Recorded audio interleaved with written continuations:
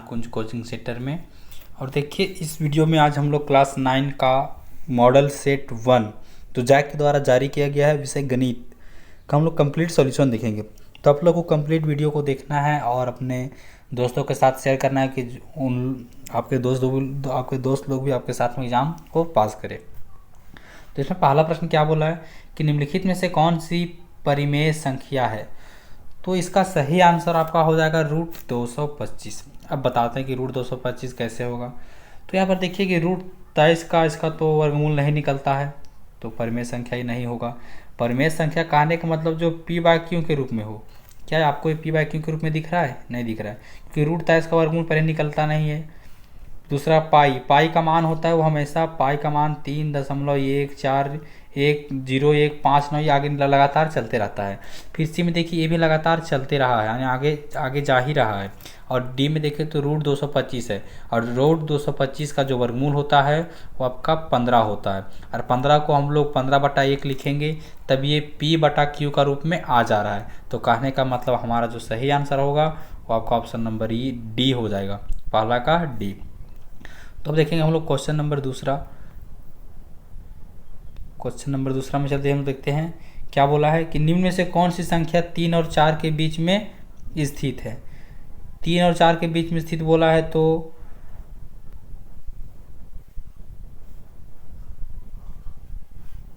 इसको जांच कीजिए। पहला ऑप्शन दिया है 7/2। 7/2 को भागा देंगे तो आएगा 3.5। तो हमको पहला ही ऑप्शन में मिल गया कि 3 और 4 के बीच में स्थित संख्या कौन है, 3.5। आप लोग प्रयास कीजिए कि क्वेश्चन को कंप्लीट पढ़िएगा, पूरा का पूरा आंसर को, पूरा का पूरा ऑप्शन को चेक करें। तीसरा प्रश्न क्या बोला कि √5 माइनस √2 गुना फिर दिया है √5 प्लस √2। इसको कैसे सोल्यूशन करें, तो यहाँ पर देखो क्या हो जाएगा कि a माइनस बी, थोड़ा सा a माइनस बी और गुना करते हैं a प्लस बी, तब ये फार्मूला होता है मेरा a² माइनस बी स्क्वायर। तो a² माइनस बी स्क्वायर, ए में दिया है √5, तो √5 का स्क्वायर 5 हो जाएगा, और -2 का स्क्वायर 2 हो जाएगा, √2 का 2, 5 में 2 गया 3 बचा। आपका ऑप्शन नंबर जो डी है वो सही हो जाएगा। अगला प्रश्न है 32 के पावर 2/5 बराबर है, किसका बराबर है। तो यहाँ पर देखिए सही आंसर होगा 8। 8 कैसे आएगा, देखिए 32 को लिख सकते हैं 2 के पावर 5, और इसके पावर में क्या है 2/5। 5 से 5 कट गया, सॉरी यहाँ पर आपका तो 2 दूनी 4 आएगा। ऑप्शन नंबर आपका बी सही है, सी गलत है। ऑप्शन नंबर बी आपका सही है। इनमें से कौन बहुपद नहीं है, तो आपका सही आंसर होगा ऑप्शन नंबर सी, ये बहुपद नहीं, क्योंकि इसका जो चर वाला भाग है, जैसे देखिए पर चर किसको बोलते हैं, ए से जेड तक चर बोलते हैं। तो यहाँ वाई आपका नीचे आ रहा है, और बटा में अगर वाई रहता है तो ये आपका चर नहीं कहलाता है, आपका बहुपद नहीं कहलाएगा। बहुपद x-2 का शून्यक, x-2 का शून्यक यहाँ पर कौन है, तो आपका सही आंसर हो जाएगा 2। कैसे है, तो इसको लिख सकते, जैसे बनाएंगे हम लोग x-2 बराबर 0, तो यहाँ x बराबर आ जाएगा 2, यानी शून्य कितना निकल गया, 2 निकल गया। ऑप्शन नंबर सी सही आंसर है। अगला प्रश्न है बहुपद 5x³ plus 4x² plus 7x plus 12 का घात कौन है। घात पूछ रहा है, घात में देखते हैं कि सबसे ज़्यादा पावर किसका है। तो सबसे ज़्यादा पावर देखिए यहाँ पर आपका सबसे ज़्यादा पावर 4 है। आपको यहाँ देख रहे हैं कि सबसे ज़्यादा पावर में कौन है, 4 सबसे ज़्यादा पावर में, तो इसका आंसर आपको पी हो जाएगा। बहुपद px बराबर x³ plus x² plus x plus 1 को x प्लस 1 से विभाजित किया जाता है, तो शेषफल का मान क्या होगा, तो आपका आंसर होगा 0 होगा। कैसे होगा तो ध्यान से देखिए क्या बोला है क्वेश्चन में, एक मिनट।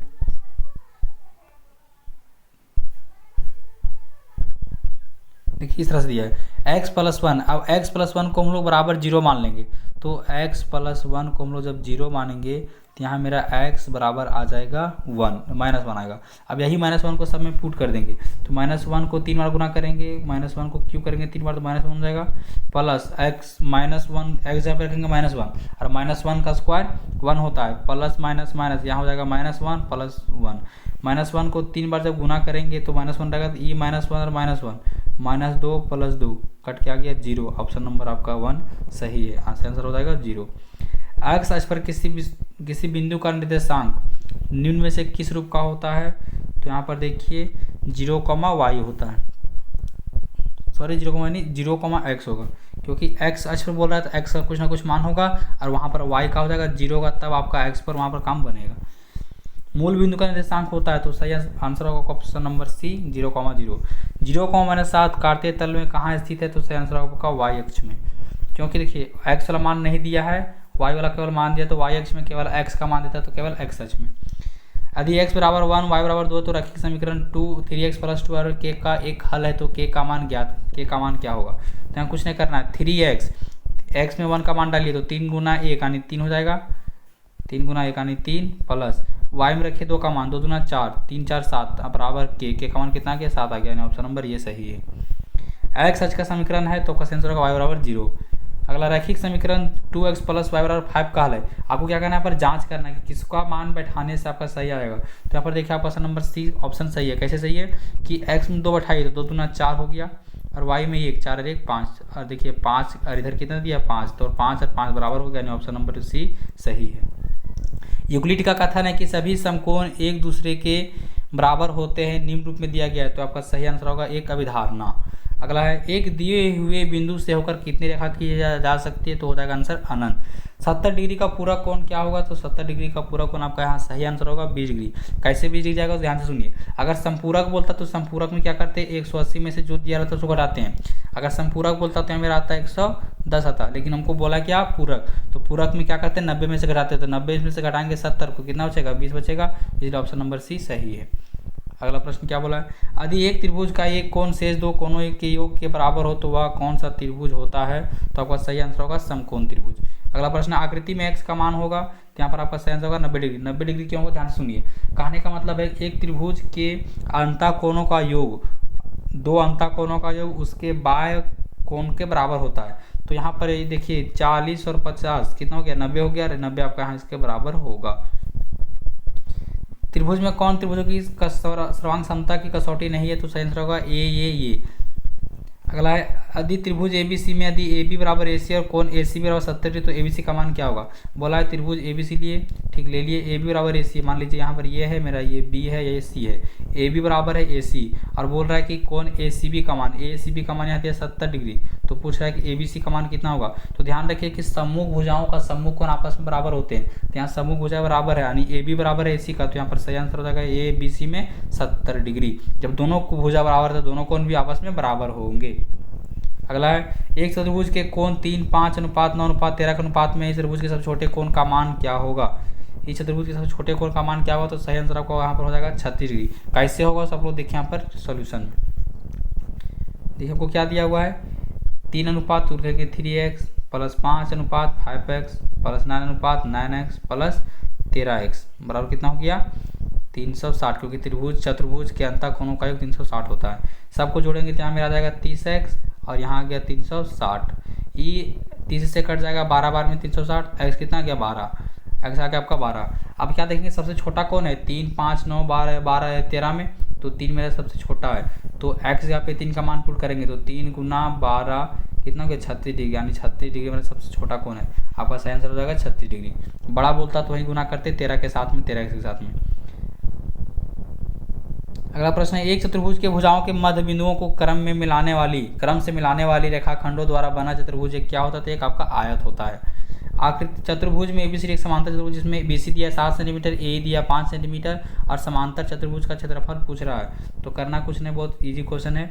ये आपका दिया हो 5 सेंटीमीटर, ये आपका ऊपर से नीचे 5 सेंटीमीटर दिया है, और BC आपका दिया है 7 सेंटीमीटर, कितना दिया है 7,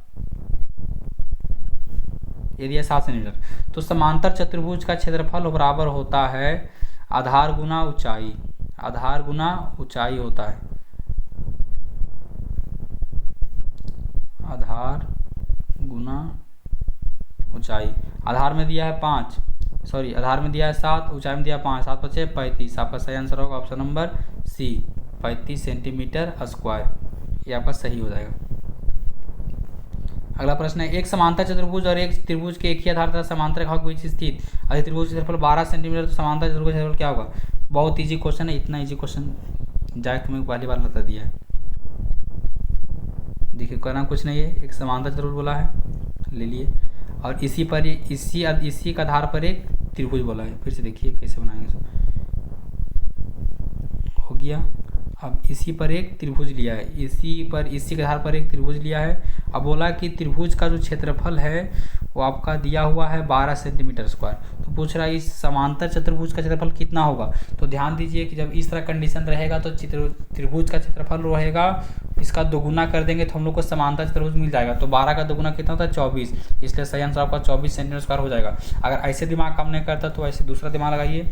इस त्रिभुज का क्षेत्रफल होता है 1/2 गुने आधार गुने ऊंचाई, और त्रिभुज समांतर चतुर्भुज होता है आधार गुना ऊंचाई, तो इसका दोगुना। वृत्तखंड एक चाप तथा खाली स्थान के बीच का भाग होता है, आंसर का व्यास, सॉरी जीवा होगा, जीवा। 3 असंरेख बिंदुओं से होकर कितने वृत्त खींचे जा सकते हैं, इसका आंसर आप हमें कमेंट में दें। आकृति में कोण ACB का मान क्या होगा। ACB का मान तो आपका सही आंसर होगा 25 डिग्री। कैसे, क्योंकि यहाँ वाला जो कोण होता है इसका आधा यहाँ वाला कोण होता है। एक त्रिभुज ABC में AB बराबर 4 सेंटीमीटर, कोण 60 डिग्री है, तो इस त्रिभुज की रचना संभव नहीं यदि BC और AC का अंतर 2.5 सेंटीमीटर रहेगा तब। उस त्रिभुज क्षेत्रफल ज्ञात कीजिए जिसकी भुजाएं 3 सेंटीमीटर, 4 सेंटीमीटर और 5 सेंटीमीटर है, तो आपका यहाँ सही आंसर होगा 6 सेंटीमीटर स्क्वायर। कैसे आएगा, त्रिभुज के हीरोन सूत्र का यूज कीजिए, आपका यहाँ पर सही आंसर आएगा 6 सेंटीमीटर स्क्वायर। उस संभावित त्रिभुज क्षेत्रफल ज्ञात कीजिए जिसकी प्रत्येक भुजा 6 सेंटीमीटर है, भुजा दिया 6 सेंटीमीटर, तो आंसर होगा 9√3 सेंटीमीटर स्क्वायर। कैसे आएगा, ध्यान से सुनिएगा। संबाहु त्रिभुज क्षेत्रफल होता है √3/4 गुने भुजा स्क्वायर, और हमको भुजा स्क्वायर में दिया है 6, तो 6 का स्क्वायर हो जाएगा 36, ये 4 से काटेंगे 9 बार में, यहाँ आंसर आ गया 9√3 सेंटीमीटर स्क्वायर। R त्रिज्या वाले गोले का आयतन क्या होता है, तो आंसर आएगा 4/3 πr3। R त्रिज्या तथा ऊंचाई वाले बेलन का कुल पृष्ठीय क्षेत्रफल निम्न से कौन होगा, तो आपका ऑप्शन नंबर C होगा। अगला प्रश्न है, एक घन का आयतन 512 सेंटीमीटर, तो घन का कुल पृष्ठीय क्षेत्रफल क्या होगा, तो सही आंसर होगा 384 सेंटीमीटर स्क्वायर। एक शंकु की तिर्यक ऊंचाई 10 सेंटीमीटर है, आधार की त्रिज्या 7 सेंटीमीटर है, तो शंकु का वक्र पृष्ठीय क्षेत्रफल ज्ञात कीजिए। तो शंकु का वक्र क्षेत्रफल निकालना, आप लोग यहाँ निकालिएगा, जब फॉर्मूला यूज कीजिएगा तो आपको कम फॉर्म में क्या निकल जाएगा। प्रथम 5 प्राकृतिक संख्याओं के माध्य क्या होंगे। प्रथम 5 प्राकृतिक संख्या बोला है, तो प्रथम 5 प्राकृतिक संख्या होता है 1 + 2 + 3 + 4 + 5। कितना बोला है, 5। 1 2 यहाँ लिख रहे 5, 1 2 3 3 3 6 4 10 5 15, 15/5, यानी आपका आंसर होगा 3। बोला है 5 की बारंबारता है, यहाँ बोल रहा है कि इसमें क्वेश्चन 37 में इसमें 5 की बारंबारता है। बारंबारता का कारण तो 5 कितना बार आया, तो देखिए 5 एक बार यहाँ पर आया है, 2 3 4 5 6, तो आंसर होगा ऑप्शन नंबर B 6। वर्ग अंतराल 10 और 20 का वर्ग चिन्ह क्या होगा। वर्ग चिन्ह होता है कि दोनों को जोड़ दीजिए, बटा 2 से भागा दीजिए, वही आपका वर्ग चिन्ह निकल जाएगा। तो 10 और 20 होता है 30, 30/2 15। एक पासे को 1000 बार फेंकने पर प्राप्त परिणाम 3 की बारंबारता 150 है, इसकी प्रायिकता क्या होगी। तो प्रायिकता निकालने के सबसे देखिए यहाँ पर 150 बटा कितना करेंगे 1000, ये कटेगा आपका 1000, 3 बार में 50 से 150, ये कटेगा 20 बार में। ऑप्शन नंबर आपका सही 3/20, 3/20 आपका ऑप्शन नंबर C में दिया, यानी आपका सही आंसर हो जाएगा ये वाला C। असंभव घटना की प्रायिकता कितनी होती है, तो 0 होती है। और संभव घटना, अगर संभव पूछेगा तो 1 होगा, और या संभव पूछेगा तो 0 होगा। इस तरह से आपका मॉडल सेट 1 कंप्लीट हुआ मैथ का। किसी तरह का क्वेश्चन में दिक्कत होगा तो हमें दोबारा कमेंट करें, आपका वीडियो फिर से बनाया जाएगा।